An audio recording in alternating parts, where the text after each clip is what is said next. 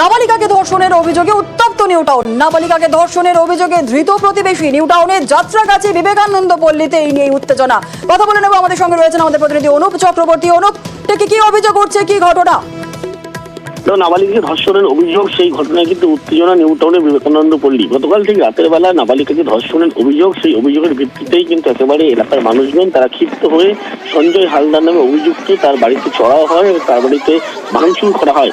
এবং গতকাল যখন এই ঘটনার খবর ছড়িয়ে পড়ে তারপরেই কিন্তু উত্তেজনার পরিস্থিতি তৈরি হয়। এরপরে নিউটাউন থানার পুলিশ আসলে পুলিশকে ঘিরেও কিন্তু বিক্ষোভ। তারপর এই সঞ্জয় হালদার যে অভিযুক্ত, সে একেবারে নাবালিকাকে ধর্ষণ করে সেখান থেকে পালিয়ে যায় বলে আমাদের অভিযোগ।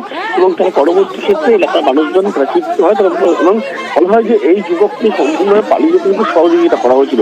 এরপরেই সেই যে একেবারে সঞ্জয় হালদার অভিযুক্ত বাড়ির সামনে এসে বিক্ষোভ যখন করে, সেই সময় পুলিশ যখন নিউটাউন থানার পুলিশ তারা এসে পৌঁছয়, পুলিশকে ঘিরে বিক্ষোভ দেখানো হয় এবং বাড়ি যখন ভাঙচুর করা হয় সেই সময় যে পরিস্থিতি তৈরি হয়, সেই পরিস্থিতি একেবারে নিয়ন্ত্রণে আনার জন্য আরো সংখ্যক পুলিশ কিন্তু ঘটনাস্থলে আসে।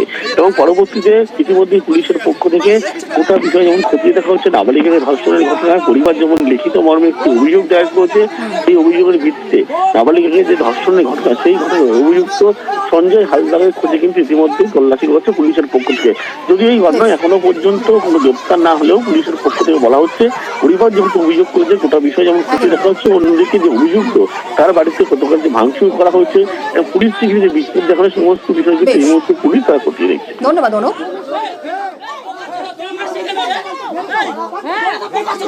আমার একটা মাত্র মেয়ে, আমরা ভোরবেলাতে বাড়ি থাকি না, আমরা যে যার মতন কাজে চলে যাই। আমার মেয়েটাকে একা পেয়ে একদিন ও ভোরবেলা এসে মুখটা চেপে ধরে ওর সঙ্গে একটা খারাপ ব্যবহার করেছে। আমরা এটা জানতে পেরেছি আজকে। ওকে থ্রেট দিয়েছে, ভয় দেখিয়েছে বারবার, ওকে অ্যাসিড দিয়ে মুখ পুড়িয়ে দেবে, আমাদেরকে মেরে ফেলবে। এটা যেদিন কারেক্টটা সেদিনকে তো করেছে, তারপরেও মাঝে মাঝে এসে ওকে এরকম থ্রেট দিয়ে গেছে। অভিযোগ কার বিরুদ্ধে? নাম কি? সঞ্জয় হালদার। পাড়াতেই থাকে, কি আমাদের সামনাসামনি থাকে, প্রতিবেশী।